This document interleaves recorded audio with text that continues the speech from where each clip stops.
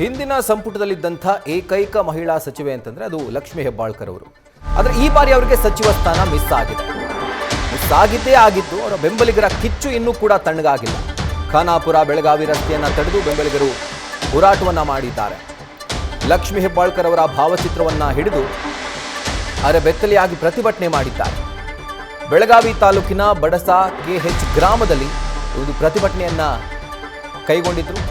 ಮಹಿಳಾ ಕೋಟಾದಡಿಯಲ್ಲಿ ಅವರಿಗೆ ಸಚಿವ ಸ್ಥಾನ ನೀಡಬೇಕು ಅನ್ನುವಂಥ ಒತ್ತಾಯವನ್ನು ಕೂಡ ಈ ವೇಳೆ ಬೆಂಬಲಿಗರು ಮಾಡಿದ್ದಾರೆ. ಅವರ ಪರವಾಗಿ ಘೋಷಣೆ ಕೂಗಿದ್ದಾರೆ. ಅದರ ಜೊತೆಗೆ ಪಾರಿಶ್ವಾಡ ಕ್ರಾಸ್ನಲ್ಲಿ ರಸ್ತೆ ತಡೆದು ಅವರು ಪ್ರತಿಭಟಿಸಿದ್ದಾರೆ. ಮೈನಾರಿಟಿ ಬೆಳಗಾಂ ಜಿಲ್ಲಾ ಗ್ರಾಮೀಣ ಅಧ್ಯಕ್ಷನಾಗಿ ಮಾತನಾಡ್ತಾ ಇದ್ದೇನೆ.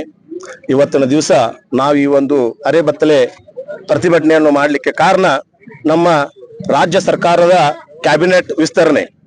ಯಾಕಪ್ಪ ಅಂದ್ರೆ ನಮ್ಮ ನೆಚ್ಚಿನ ನಾಯಕಿ ಹಾಗೂ ಮಹಿಳೆಯರ ಆಶಾಕಿರಣ ಆದಂತಹ ನಮ್ಮ ಶ್ರೀಮತಿ ಲಕ್ಷ್ಮೀ ಅಕ್ಕ ಹೆಬ್ಬಾಳ್ಕರ್ ಅವರು ಈಗಾಗಲೇ ಬಹಳಷ್ಟು ಕೆಲಸ ಮಾಡಿ ತಮ್ಮ ಸಾಮರ್ಥ್ಯವನ್ನು ರಾಜ್ಯ ಸರ್ಕಾರದಕ್ಕಷ್ಟೇ ಅಲ್ಲ ಕೇಂದ್ರ ಸರ್ಕಾರಕ್ಕೂ ತಿಳಿಸಿದ್ದಾರೆ.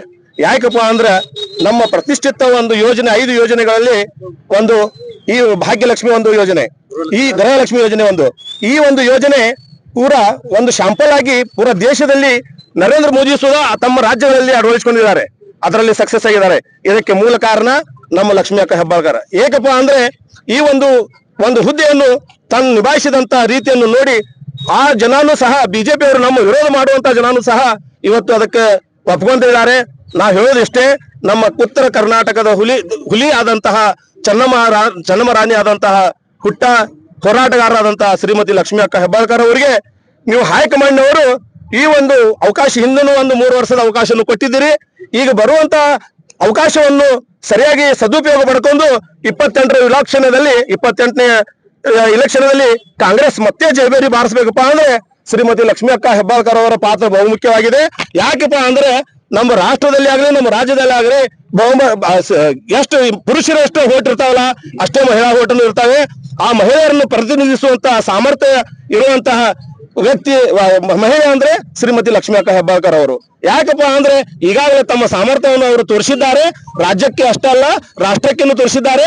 ನಮ್ಮ ಬೇಡಿಕೆ ಇತ್ತು, ನಮ್ಮ 2 ಸ್ಥಾನ ನೀವು ಕೊಡ್ತೀರಂತ ಬೇಡಿಕೆ ಇತ್ತು. ನಮ್ಮ ರಾಜ್ಯದಲ್ಲಿ ಮಹಿಳೆಯರಿಗೆ 2 ಸ್ಥಾನ ಕೊಡ್ತೀರಂತ. ಯಾಕಪ್ಪ ಅಂದ್ರೆ ತಾವೇ ಮನಮೋಹನ್ ಸಿಂಗ್ ಅವರ ಕ್ಯಾಬಿನೆಟ್ ನಲ್ಲಿ ಮಹಿಳಾ ಮೀಸಲಾತಿ 33% ಕೊಡ್ತೇವೆ ಅಂತ ತಾವು ಟೇಬಲ್ ಮೇಲೆ ತಂದಾಗ ಆ ನಂತರ 2014ರಲ್ಲಿ ನಮ್ಮ ಗವರ್ಮೆಂಟ್ ಬರಲಿಲ್ಲ, ಕಾಂಗ್ರೆಸ್ ಅದು ಅಲ್ಲೇನಿತ್ತು. ಆದ್ರೆ ನಿಮ್ಮ ಮೂಲ ಉದ್ದೇಶ ಮಹಿಳೆಯರಿಗೆ ಸಬಲೀಕರಣ ಮಾಡ್ಲಿಕ್ಕೆ ಅಧಿಕಾರವನ್ನು 33% ಕೊಡ್ಬೇಕಂತ ನಿಮ್ಮ ಉದ್ದೇಶ ಇತ್ತು. ಆ ಉದ್ದೇಶವನ್ನು ನೀವು ಪೂರಾ ಜನರಿಗೆ ಮಾರ್ಗದರ್ಶನ ಮಾಡ್ಬೇಕಾದ್ರೆ ನೀವು ಇವತ್ತಿನ ದಿವಸ ಮಹಿಳೆಯರಿಗೆ ಅವಶ್ಯವಾಗಿ ಕಮ್ಮಿ 2 ಸೀಟ್ ಆದ್ರೂ ನೀವು ಏನು ಸಂಪುಟದಲ್ಲಿ ಏನು ಬದಲಾವಣೆ ಮಾಡುತ್ತಾರೆ ಗೊತ್ತಿಲ್ಲ, ಅದು 2 ಸೀಟ್ ಮಹಿಳೆಯರಿಗೆ ಕೊಡಬೇಕು.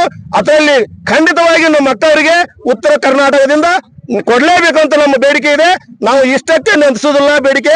ನೀವು ಕೊಡ್ಲೇ ಇದ್ದಂದ್ರೆ ನಾವು ಉಗ್ರ ಹೋರಾಟವನ್ನು ಹಮ್ಮಿಕೊಡ್ತೇವೆ, ನಮ್ಮ ಮುಂದುವರಿಸ್ತೀವಿ. ಇದರಲ್ಲಿ ಸಂಶಯನೇ ಇಲ್ಲ.